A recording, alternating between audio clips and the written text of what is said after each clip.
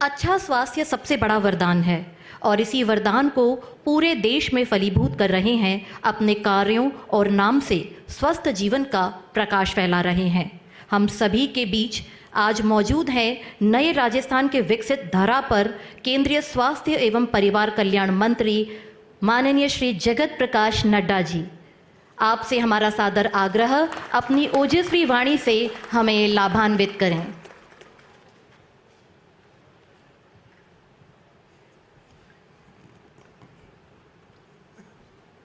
राजस्थान के बहुत ही यशस्वी लोकप्रिय मुख्यमंत्री, मेरे वरिष्ठ मित्र, जिनके साथ मैंने युवा काल से पार्टी का काम किया, ऐसे श्री भजनलाल शर्मा जी। भारत सरकार में हमारे साथी मंत्री और वरिष्ठ साथी श्री गजेंद्र सिंह शेखावत जी, हमारे भारत सरकार में मंत्री और हमारे साथी भगीरथ चौधरी जी, उप मुख्यमंत्री बहन दिया कुमारी जी, हमारे उप मुख्यमंत्री प्रेमचंद बैरवा जी, हमारे स्वास्थ्य मंत्री गजेंद्र सिंह खिमसर जी, हमारे पार्टी के प्रदेश के जुझारू और कर्मशील अध्यक्ष और राज्यसभा में मेरे साथी मदन राठौर जी, शिक्षा मंत्री मदन दिलावर जी, हमारे मुख्य सचिव सुधांश पंत जी, सभी सांसदगण, विधायकगण, प्रबुद्ध नागरिकगण और हमारे मीडिया के साथी, प्रिंट मीडिया और इलेक्ट्रॉनिक मीडिया के मेरे साथी, देवी और सज्जनों, मेरा ये सौभाग्य है कि मुझे आज पुण्य श्लोक माता अहिल्याबाई होलकर जी के 300 वर्ष के जन्म जयंती पर राजस्थान की पवित्र वीर भूमि पर आने का सौभाग्य मिला है। मैं इसके लिए आप सबको बहुत बहुत धन्यवाद देता हूं कि आपने मुझे इस कार्यक्रम में शामिल किया है।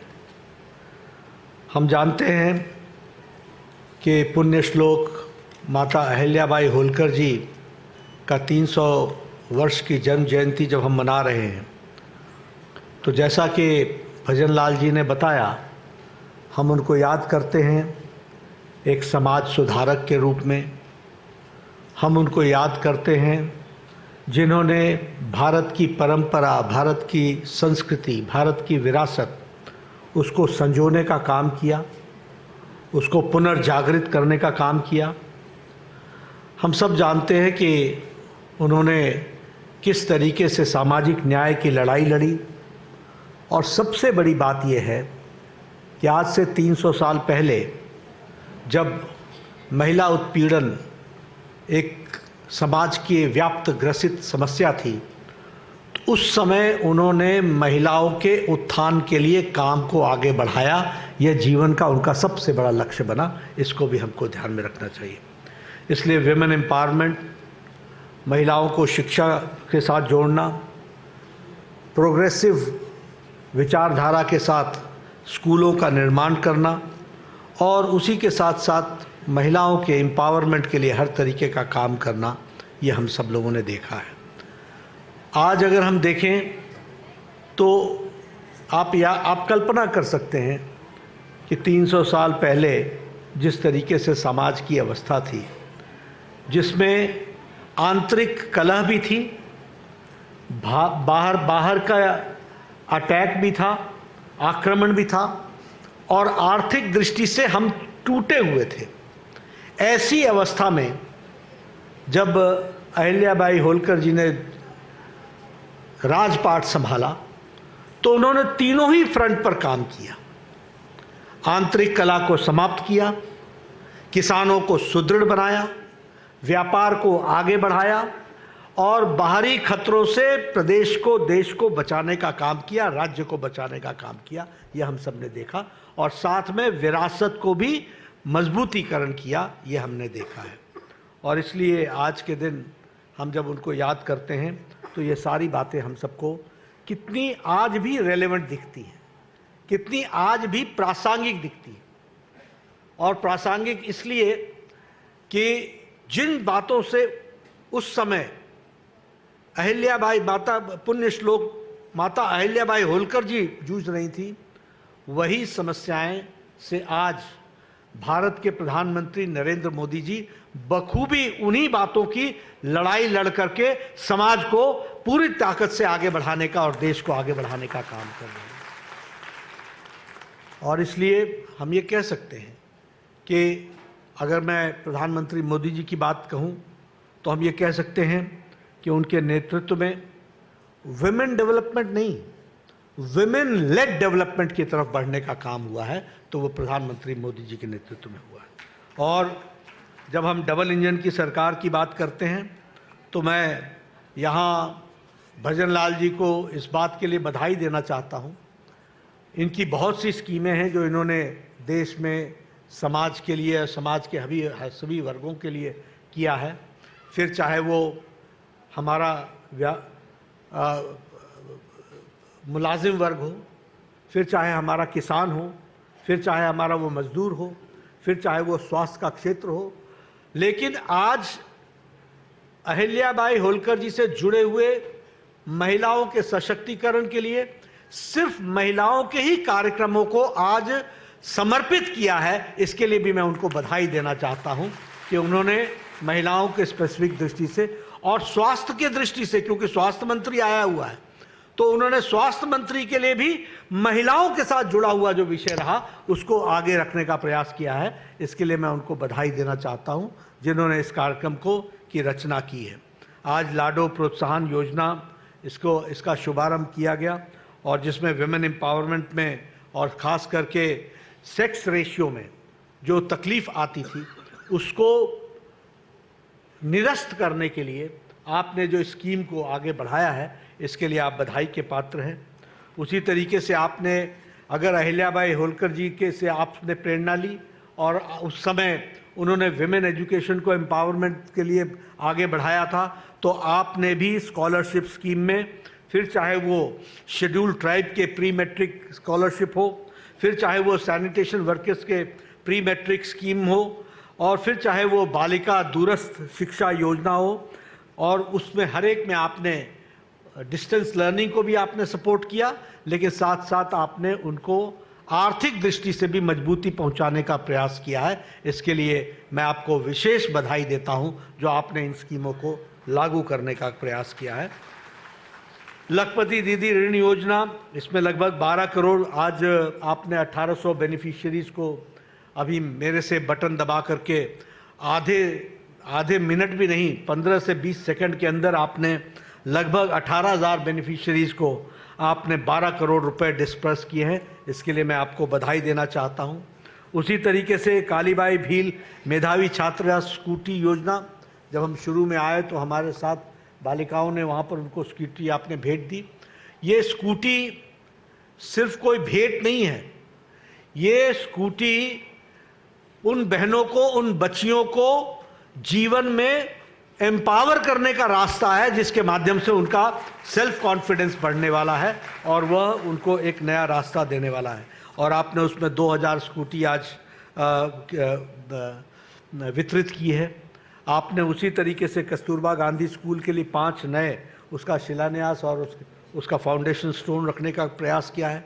50 गवर्नमेंट स्कूल्स आपने खोलने का आज जो तय किया है, उसके लिए मैं विशेष करके आपको बधाई देता हूं। लेकिन सबसे बड़ी बधाई आपको इसलिए देता हूं क्योंकि आपने माँ, जो मदर्स एब्सोल्यूट अफेक्शन है, उस कार्यक्रम को जो आपने कार्य रूप दिया है, जिसमें आप गर्भ की पाठशाला, यानी प्रेग्नेंट मदर जिस समय वह गर्भावती होती है उस समय से लेकर के बच्चे के पैदा होने तक और उसके टीकाकरण तक आपने जो उसको लाइफ साइकिल अप्रोच में आपने उनकी जागृति लाने के लिए जो आपने कार्यक्रम लिया है, ये बहुत बड़ा कार्यक्रम है जो देश और समाज को परिवर्तित करेगा और इसके लिए मैं आपको बधाई देना चाहता हूँ। उसी तरीके से आपने नारी चेतना अभियान, स्वस्थ नारी चेतना अभियान, इसमें जो आपने अवेयरनेस लाने का प्रयास किया है और उसके लिए भी मैं आपको बधाई देता हूँ। और आपने महिलाओं को हायर एजुकेशन से फैसिलिटेट करने के लिए और उनको आर्थिक दृष्टि से सुदृढ़ बनाने के लिए जो आपने काम लिया है, उसके लिए मैं आपको बहुत बहुत बधाई देना चाहता हूँ। मैं जब यहाँ आया हूँ तो जब ये डबल इंजन की सरकार की बात मैं करता हूँ तो मैं निश्चित रूप से आपको बताना चाहता हूँ कि देखिए आपके हाथ में कितनी बड़ी ताकत है। मैं राजनीतिक बात नहीं कर रहा हूँ, लेकिन मैं समाज से और देश से जुड़ी हुई बात कर रहा हूँ कि आपके हाथ में कितनी बड़ी ताकत है। आप ही बताइए, क्या 2014 के बाद देश की तस्वीर बदली है कि नहीं बदली है? जरा जोर से बताइए, बदली कि नहीं बदली? बड़े ढीले। मैं इसलिए आपसे पूछ रहा हूं कि पॉलिसी मेकर्स का कितना अंतर पड़ता है। हमको इस बात को समझना पड़ेगा। हम भी उसी ढर्रे में थे, सब कुछ चलता है, सब कुछ होता है, यहां कुछ नहीं बदलने वाला है, ऐसे ही चलेगा। इस वातावरण में हम जी रहे थे कि नहीं जी रहे थे? लेकिन आज भारत का साधारण मानवी इस बात को कहता है कि नहीं, अब वह नहीं चलेगा, अब वह चलेगा जो प्रधानमंत्री मोदी जी के नेतृत्व में 140 करोड़ देश आगे दौड़ लगाते हुए बढ़ रहा है। इस बात को हम लोगों ने देखा है। यह बदलती हुई तस्वीर हमको देखने को मिल रही है। प्रधानमंत्री मोदी जी ने राजनीति की संस्कृति बदल दी। पहले नेता आते थे, एक दूसरे को के दोषारोपण में समय गुजारते थे। आज आपने भजनलाल जी की स्पीच सुनी, उन्होंने राजस्थान के लिए क्या किया है इसकी उन्होंने चर्चा की। आज रिपोर्ट कार्ड की पॉलिटिक्स हो रही है। हम अगर आपके पास आते हैं, आपके सामने आते हैं, तो या तो आपको कोई स्कीम दे करके जाते हैं, बटन दबा करके आपके खाते में दे करके जाते हैं और आपका सशक्तिकरण करने का काम करते हैं। यह हमारे काम करने का तरीका है। Politics of accountability, politics of performance, politics of development, politics of responsible government, responsive government, ये हमारे काम करने का तरीका है। और यह मोदी जी ने इस संस्कृति को पैदा किया है और रिपोर्ट कार्ड की संस्कृति जोड़ी है कि जिस जनता ने चुना है उस जनता को अपना रिपोर्ट कार्ड दिखाओ कि क्या तुमने काम किया, उसको आगे जा करके बताने का काम किया। और इसीलिए नीति निर्धारकों का बहुत बड़ा फर्क असर पड़ता है, ये हमको समझ लेना चाहिए। मैं बहुत सी बातें कर सकता हूं, लेकिन आज सिर्फ आपसे अगर मैं स्वास्थ्य की बात करूं तो हमारी स्वास्थ्य की नीति थी 1997 में। वो स्वास्थ्य की नीति थी कि बीमार पड़ो और इसका इलाज करो, यानी क्यूरेटिव पार्ट। लेकिन 2017 में जो हम शिक्षा स्वास्थ्य नीति लेकर के आए, हमारे यहाँ मुख्य सचिव जी बैठे हैं, वो मेरे स्वास्थ्य के सचिव भी रहे हैं। 2017 में जो हम पॉलिसी लेकर के आए वो होलिस्टिक पॉलिसी थी। होलिस्टिक मतलब इंक्लूसिव पॉलिसी थी, प्रिवेंटिव। भाई बीमार पड़े क्यों, बीमारी से रोको। हेल्थ साधारण क्यों रहे, अच्छी हेल्थ रहे, प्रमोशन करो। और फिर उसके बाद कोई बीमार पड़ जाए तो उसका क्योर करो।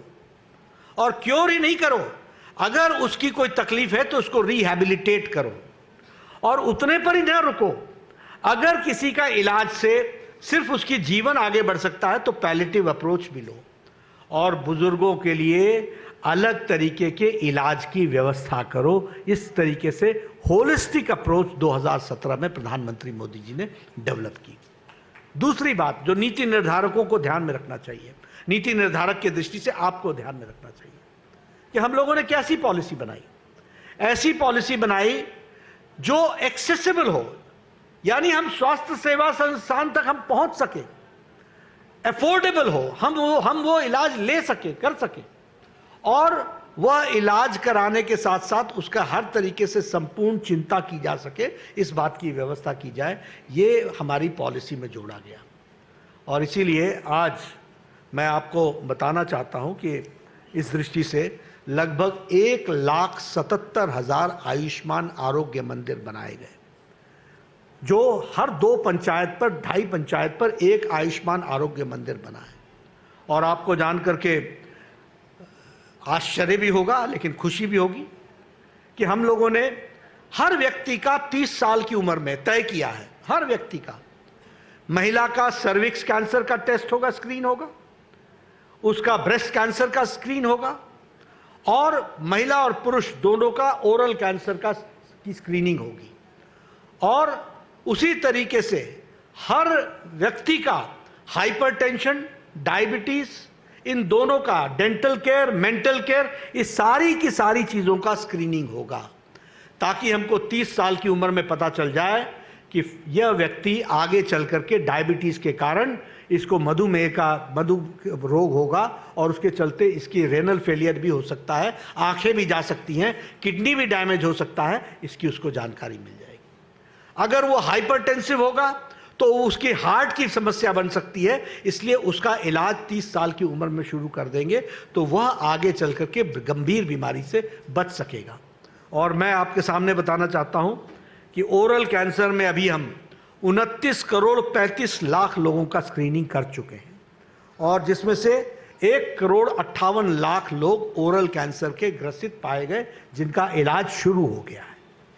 उसी तरीके से ब्रेस्ट कैंसर में 15 करोड़ 61 लाख महिलाओं का स्क्रीनिंग हो चुकी है, जिसमें से 58,000 महिलाओं को ब्रेस्ट कैंसर पाया गया और उनका इलाज शुरू हो गया है। सर्विक्स कैंसर में 9 करोड़ 50 लाख बहनों का स्क्रीनिंग हो चुकी है। ये ऐसे नहीं है जो बीमार हुए तब आए, नहीं, वो स्वस्थ थे, लेकिन उनकी स्क्रीनिंग में पता चला कि इनको सर्विक्स कैंसर हो सकता है, और उसमें 58,000 लोगों का ट्रीटमेंट शुरू हुआ। इस तरीके से हमने प्रिवेंटिव पार्ट को आगे बढ़ाने का कोशिश शुरू किया। डायबिटीज में 35 करोड़ लोगों की स्क्रीनिंग हुई है, और 2 करोड़ 57 लाख लोग पाए गए हैं जो डायबिटीज के मरीज हैं। उसी तरीके से हाइपरटेंशन में 35 करोड़ लोगों की स्क्रीनिंग हो चुकी है, जिसमें 4 करोड़ 28 लाख लोग हाइपरटेंशन के मरीज बताए गए हैं। अब आप बताइए, ये 10 साल में बदलता भारत है कि नहीं? कभी सोचा था कि आपको घर से बुला करके ये स्क्रीनिंग करा करके और इस तरीके से हम स्वास्थ्य के दृष्टि से उन लोगों को जो जीवन में आगे जाकर खतरे की घंटी पर बैठे थे उनका इलाज शुरू कर दिया? तो यह हमको ध्यान में रखना चाहिए कि नीति निर्धारक बहुत बहुत महत्वपूर्ण होता है, उसको हमको समझना चाहिए। इसलिए नीति निर्धारक कौन हो वह आपको ध्यान में रहना चाहिए। यह भजनलाल शर्मा जी को बैठाना मुख्यमंत्री के पद पर यह विषय नहीं है। विषय यह है कि इस विचारधारा के एक सिपाही को बैठाना जो दिन रात एक करके उनकी टीम पूरी ताकत से मोदी जी के नेतृत्व में राजस्थान की सेवा कर रही है, इस बात को हमको समझ लेना जरूरी है। आपने अन्य सरकारें भी देखी हैं, वो किस तरीके से सरकार चलाते रहे वो भी आपने देखा है, आपको पता है उनकी सोच क्या थी। लेकिन मैं एक बात जरूर कहना चाहूंगा कि दिन और रात का अंतर हो तो कम से कम रात के बाद दिन तो पसंद आना चाहिए, इसकी तो हमको ध्यान में रखना चाहिए। और मैं कई बार बोलता हूं, उजाले का महत्व तो तभी समझ में आता है जब अंधकार की त्रासदी देखी हुई हो। और इसीलिए मैं आपसे निवेदन करूंगा कि अंधकार की त्रासदी आप देख के झेल के आए हैं और अब आप उजाले में हैं, और इसलिए उजाले को आप संभाल के रखें, यह मैं आपसे निवेदन करना चाहता हूं। हम लोगों ने प्रधानमंत्री आयुष्मान भारत इंफ्रास्ट्रक्चर मिशन में, पीएम अभीम में हम लोगों ने लगभग 64 करोड़ रुपए खर्च करने का तैयारी की है, और उसमें से लगभग 3,000 करोड़, क्षमा करिएगा, 64,000 करोड़ और 3,000 करोड़ हम राजस्थान में खर्च कर रहे हैं। कल ही खिमसर साहब, कल ही हमारी बैठक हुई है ना, कल ही वीडियो कॉन्फ्रेंस में मैंने इनके साथ बैठक की है, और मैंने कहा है कि भाई साहब आपके लिए 3,000 करोड़ रुपए राजस्थान के स्वास्थ्य के लिए दिया है हमने, उसको आप 1 साल के अंदर आप खर्च करिए और खर्च करने वाले बनिए। आगे ये डबल इंजन की सरकार है, ये डबल इंजन की सरकार हमको समझ में आनी चाहिए। हम मोदी जी का आशीर्वाद है जिसके कारण से आज आपको ये सब मिल रहा है। देखिए कैसे फर्क पड़ता है राजनीति का। मैं हर एक छोटी छोटी बात आपके सामने इसलिए रख रहा हूं। 1960 में 50 से 60 के बीच में all India institute of medical sciences Delhi में एक बना, 1960 से लेकर के 1998 तक सिर्फ एक all India institute of medical sciences था। ये प्रधानमंत्री अटल बिहारी वाजपेयी आए जिन्होंने 6 all India institute of medical sciences बनाए, और उन्होंने आपको बिना आपसे मांगे हुए जोधपुर में भी आपको राजस्थान की धरती पर all India institute of medical sciences दिया। और प्रधानमंत्री मोदी जी ने 16 और all India institute of medical sciences खोले। आज 23 all India institute of medical sciences हैं। ये बदलते हुए भारत के स्वास्थ्य की तस्वीर है, वो हमको समझना चाहिए। आपने नहीं मांगा हमसे, लेकिन डबल इंजन की सरकार का महत्व तो देखो आपने नहीं मांगा, लेकिन पिछले 10 साल में मोदी जी ने आपको 23 नए मेडिकल कॉलेज दिए, 23 न्यू मेडिकल कॉलेज। आपकी पीजी की सीट देश भर में जो 51,000 थी वो बढ़ करके 1,18,000 हो गई है। पोस्ट ग्रेजुएट की सीट जो 31,000 थी वो 74,000 हो गई है। और फिर भी हम चैन से बैठ नहीं रहे हैं। हमने 5 साल के अंदर 75,000 नए पीजी सीट्स देनी है, नए यूजी और पीजी सीट्स देनी है, यानी हम मेडिकल कॉलेज को बनाने वाले हैं। आपने कभी सोचा था कि बाड़मेर में मेडिकल कॉलेज खुलेगा? कभी किसी नेता ने हिम्मत की थी मांग करने की? आपने कभी सोचा था कि भरतपुर में मेडिकल कॉलेज खुलेगा? आपने कभी सोचा था कि भीलवाड़ा में मेडिकल कॉलेज खुलेगा?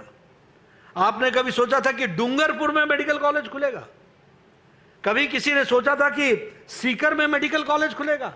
वो हमारे एमपी साहब थे, वो आए थे, सुमेधानंद जी, उन्होंने कहा एक बिल्डिंग हमारे पास है, आप अगर मेडिकल कॉलेज खोल देंगे। मैंने कहा ये मोदी जी की सरकार है, एप्लीकेशन लेकर के आओ, और आपको पता होगा 15 दिन के अंदर हमने नया मेडिकल कॉलेज सीकर को दिया था। ये भी हमने कभी सोचा था कि बांसवाड़ा में मेडिकल कॉलेज खुलेगा, अलवर में मेडिकल कॉलेज खुलेगा, चित्तौड़गढ़ में मेडिकल कॉलेज खुलेगा, जैसलमेर में मेडिकल कॉलेज खुलेगा? आप बताइए, करौली में मेडिकल कॉलेज खुलेगा, श्री गंगानगर में मेडिकल कॉलेज खुलेगा, सिरोही में मेडिकल कॉलेज खुलेगा, बूंदी में मेडिकल कॉलेज खुलेगा, टोंक में, हनुमानगढ़ में, यहां कभी सोचा था कि मेडिकल कॉलेज खुलेगा?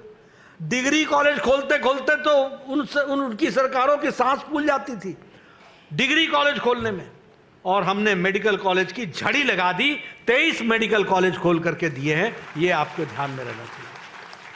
इसलिए आपको हमने एग्जिस्टिंग मेडिकल कॉलेज में 4 सुपर स्पेशलिटी ब्लॉक्स दिए, 200 करोड़ रुपए के, बीकानेर में, उदयपुर में, कोटा में, जयपुर में, और 200 करोड़ रुपए खर्च किए।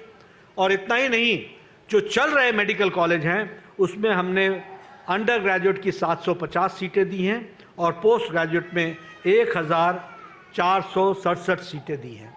तो इस तरीके से हम लोगों ने कोशिश की है कि मेडिकल के एजुकेशन की दृष्टि से हमने एक प्रयास किया है। मैं यहाँ आपके साथ एक बात और कह देना चाहता हूँ। प्रधानमंत्री मोदी जी लगातार तीसरी बार प्रधानमंत्री बने हैं। जब पहली बार बने थे तो उस समय मैं वर्ल्ड हेल्थ असेंबली के चेयरपर्सन भारत को मिला था, तो वो चेयर करने का मौका हमको मिला था। उस समय हम कहते थे यूनिवर्सल हेल्थ केयर, यानी हम हेल्थ की एश्योरेंस करेंगे, हम सबको एश्योर करेंगे हेल्थ देने का। और उस समय हमको लगता था पता नहीं हम कर पाएंगे कि नहीं कर पाएंगे। लेकिन आपको जानकर खुशी होगी कि मोदी जी के नेतृत्व में दुनिया का सबसे बड़ा health assurance scheme Ayushman Bharat 63 crore लोगों को, भारत की 40% आबादी को हर साल 5 लाख रुपए का गंभीर बीमारी से लड़ने के लिए हेल्थ कवर दिया जा रहा है आयुष्मान भारत के तहत। और इस बार हम लोगों ने प्रधानमंत्री वय वंदन योजना के तहत कोई भी व्यक्ति जिसकी उम्र 70 साल से ऊपर की हो जाएगी, तो जिंदगी जब तक वो अंतिम सांस नहीं ले गया, किसी भी जाति का हो, किसी भी आर्थिक क्राइटेरिया का हो, गरीब हो, अमीर हो, सबको मोदी जी के तरफ से जब तक वो अंतिम सांस नहीं लेता 5 लाख रुपए का हेल्थ कवर उसको दिया जाएगा। यह कार्यक्रम हम लोगों ने लिया। यहां तो इंश्योरेंस कंपनी भी 60 साल के बाद इंश्योरेंस देना बंद कर देती है, और प्रधानमंत्री मोदी जी ने 70 साल से ऊपर के लोगों के लिए 5 लाख रुपए का हेल्थ कवर दिया है। इसलिए मित्रों, स्वास्थ्य के दृष्टि से, ये विमेन एम्पावरमेंट की दृष्टि से, हर चीज़ की, हर स्कीम को उठा करके आप देखेंगे उसमें महिलाओं ने 50% से ज़्यादा हिस्सेदारी हुई है। और अब तो हमें खुशी है आपके साथ ये शेयर करते हुए, जब मैं अहिल्याबाई होलकर जी की जन्म शती 300 साल की जन्म शताब्दी हम मना रहे हैं, तो हमें खुशी है ये बोलते हुए कि अगली पार्लियामेंट जो 2029 में बनेगी उसमें 33% महिलाएं एमपी होंगी। इस तरीके का काम होने वाला है, इसको भी हमको समझना चाहिए। इसलिए आपका ज़्यादा समय न लेता हुआ मैं आपको फिर से बहुत बहुत शुभकामनाएं देता हूं। मुझे मालूम है कि महिलाओं को काफ़ी देर से आप आई हुई हैं और आज आपको आपके खातों में भजनलाल जी ने बड़े बटन दबा करके एक सेवा करने का काम किया है। आपका सशक्तिकरण होगा, इसके लिए आपको विशेष करके मैं बधाई देना चाहता हूं। और अहिल्याबाई होलकर जी से प्रेरणा लेकर के जिस तरीके से समाज में हम महिलाओं का सशक्तिकरण करने का प्रयास कर रहे हैं, उसकी छोटी सी तस्वीर हमने और भजनलाल जी ने आपके सामने रखने का प्रयास किया है। आपने बहुत शांति से हमारी बात सुनी, आपका बहुत बहुत धन्यवाद। जय भारत, जय राजस्थान। तो जेपी नड्डा को आप सुन रहे थे। शुरुआत से अगर आपको पूरा संबोधन उनका आज बताया के तो इस किस पावन तरह दिवस से पर जेपी नड्डा ने यहाँ पे आपका राजस्थान की सानिध्य धरा और को आपके लेकर कुछ विचार ऐसी बातें कही सदैव जिसमें स्वस्थ ये सामने आया कि जहाँ पर जो चीज़ पॉसिबल नहीं थी वो चीज़ भी करके दिखाई गई है।